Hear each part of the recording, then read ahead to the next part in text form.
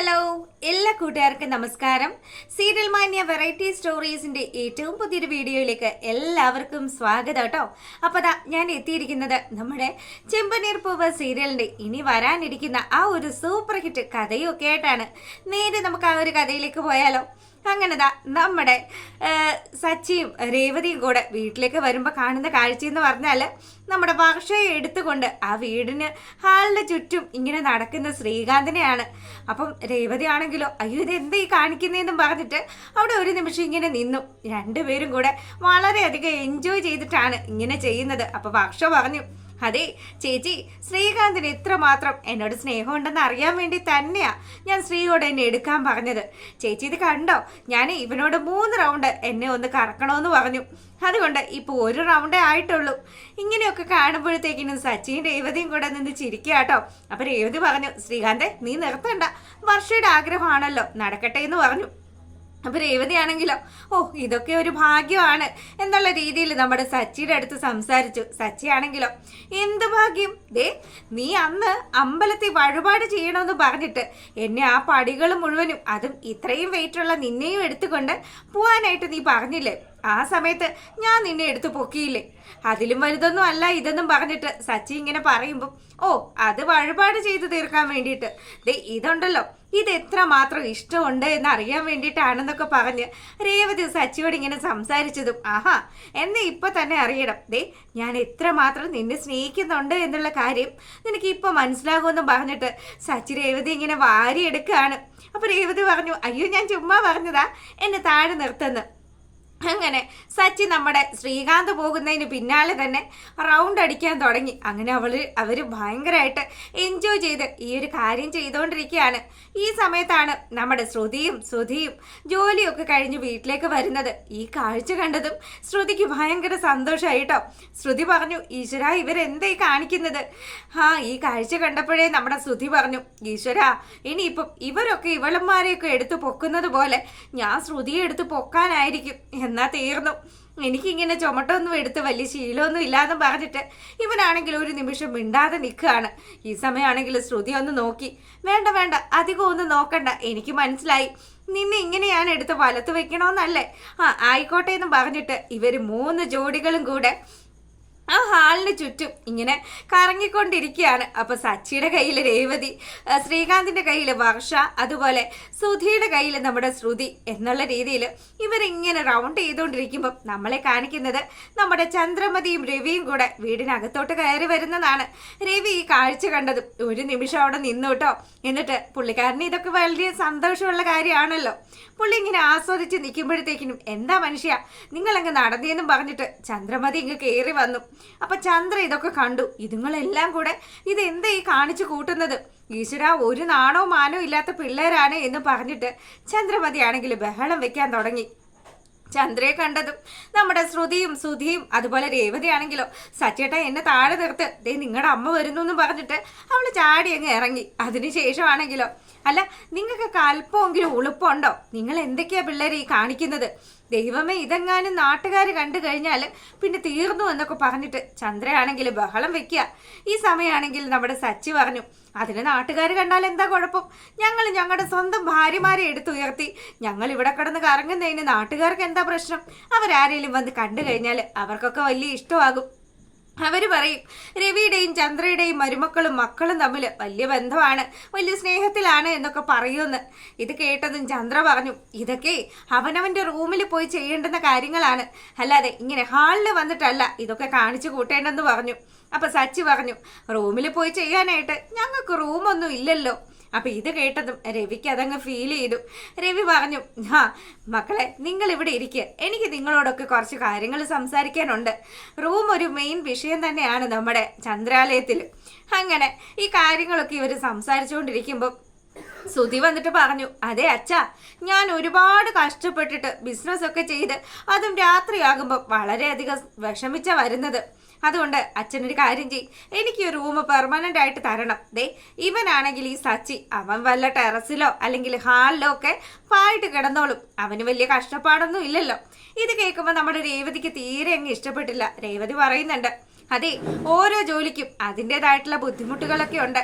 അതൊക്കെ മനസ്സിലാക്കി വേണം നിൽക്കാനായിട്ട്. അല്ലാതെ ചുമ്മാ നിങ്ങൾ ചെയ്യുന്നത് മാത്രമാണ് വലിയ കാര്യമൊന്നൊന്നും പറയണ്ടെന്ന് പറഞ്ഞു.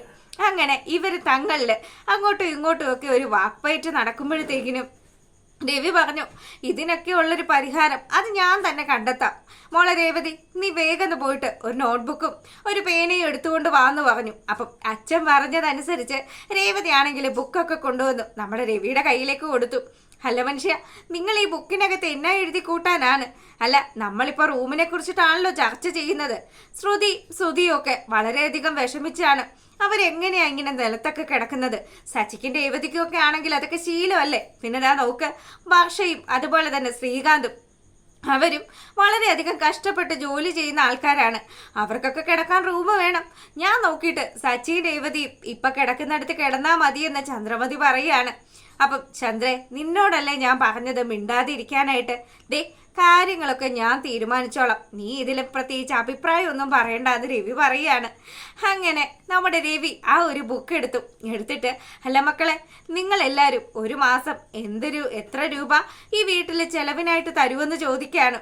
അപ്പൊ ഇത് കേട്ടതും നമ്മുടെ സുധിയാണെങ്കിൽ ചെലവോ? അല്ല, അച്ഛൻ എന്താച്ചാ ഇപ്പൊ പെട്ടെന്ന് ഇങ്ങനെയൊക്കെ ചോദിക്കുന്നത്? സുധി, നിന്നോട് ഞാൻ പറഞ്ഞത് എന്താ? നിന്നോട് ഞാൻ ചോദിച്ചു, നിനക്ക് എന്ത് ഈ വീട്ടിലേക്ക് ചെലവിന് തരാൻ പറ്റും? അത് നീ ഇപ്പൊ പറയണമെന്ന് പറയാണ്. അപ്പൊ സുധി ഒരു നിമിഷം ഇങ്ങനെ ആലോചിച്ചു. വലിയ ബിസിനസ്സുകാരനാണ്, ഈ വീട്ടിലെ മൂത്ത പുത്രനാണ് എന്നൊക്കെ പറഞ്ഞ് വലിയ വീര് ഇങ്ങനെ പറഞ്ഞുകൊണ്ടിരുന്ന പുള്ളിക്കാരനാണല്ലോ.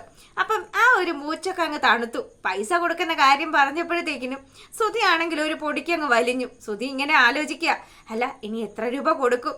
അപ്പോൾ ഉടനെ തന്നെ ഭാര്യ അങ്ങ് നോക്കി. അവള് സുധിയുടെ പറ്റേ തന്നെ ഇരിക്കുന്നുണ്ട്.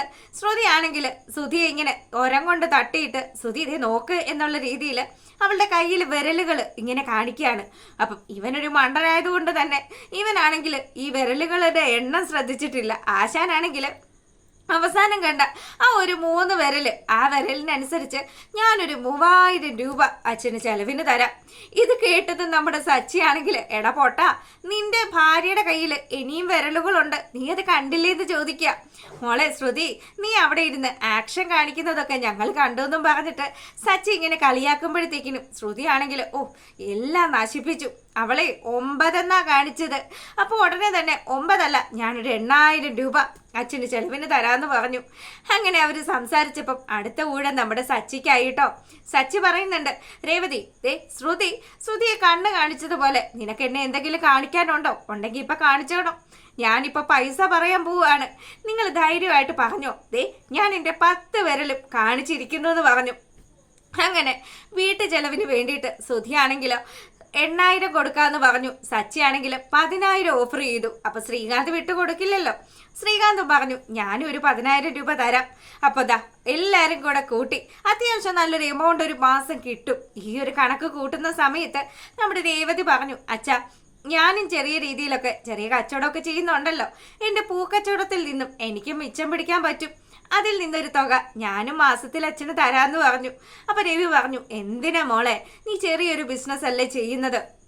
ഏയ് അതൊന്നും സാരമില്ലച്ചാ, എനിക്ക് അതിലൊക്കെ സന്തോഷമേ ഉള്ളൂ. ഇത് കേട്ട് ചന്ദ്രമതി ആണെങ്കിൽ, ഓ വലിയൊരു ബിസിനസ്സുകാരി, മാസം എന്നതായിരിക്കും തരുന്നത് എന്ന് ചോദിക്കുമ്പം, അച്ഛാ ഞാൻ മാസം 2000 രൂപ എങ്ങനെയും ഒപ്പിച്ച് തരാമെന്ന് പറഞ്ഞു.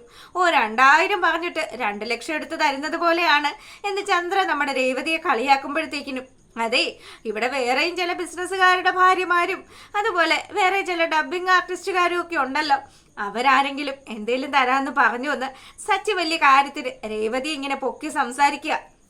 അപ്പൊ ശ്രുതിക്കാണെങ്കിലോ, ശ്രുതിക്ക് മനസ്സിലായി ഇവൻ പറഞ്ഞു വരുന്നത് തന്നെയാണെന്ന്. അതുകൊണ്ട് തന്നെ ശ്രുതി പറഞ്ഞു, അതെ, വലിയ വർത്തമാനമൊന്നും പറയൊന്നും വേണ്ട, ഞാനും നല്ല രീതിയിൽ ഒരു ബ്യൂട്ടി പാർലർ കൊണ്ടുപോകുന്നുണ്ട്. അതുകൊണ്ട് അച്ഛാ മാസം 5000 രൂപ ഞാൻ വീട്ടു ചെലവിന് വേണ്ടി തന്നോളാന്ന് പറഞ്ഞു. ഇത് കേൾക്കുമ്പോൾ നമ്മുടെ വർഷ പിന്നെ മിണ്ടാതെ ഇരിക്കുവോ? വർഷയാണെങ്കിൽ റിച്ച് ഫാമിലിയിലെ പെണ്ണാണ്.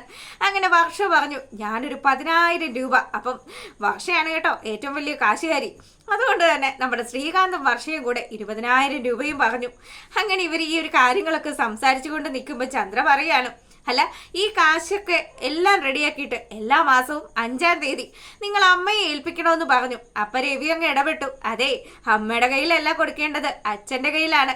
ഞാൻ തീരുമാനിക്കും എന്താ ചെയ്യേണ്ടതെന്ന്. അങ്ങനെ രവി പറയുന്ന ആ ഒരു സമയത്താണെങ്കിലോ നമ്മുടെ ചന്ദ്രയാണെങ്കിൽ ഒറ്റപ്പെട്ടു പോയൊരവസ്ഥയിൽ അങ്ങനെ കുത്തിയിരിക്കുകയാണ്.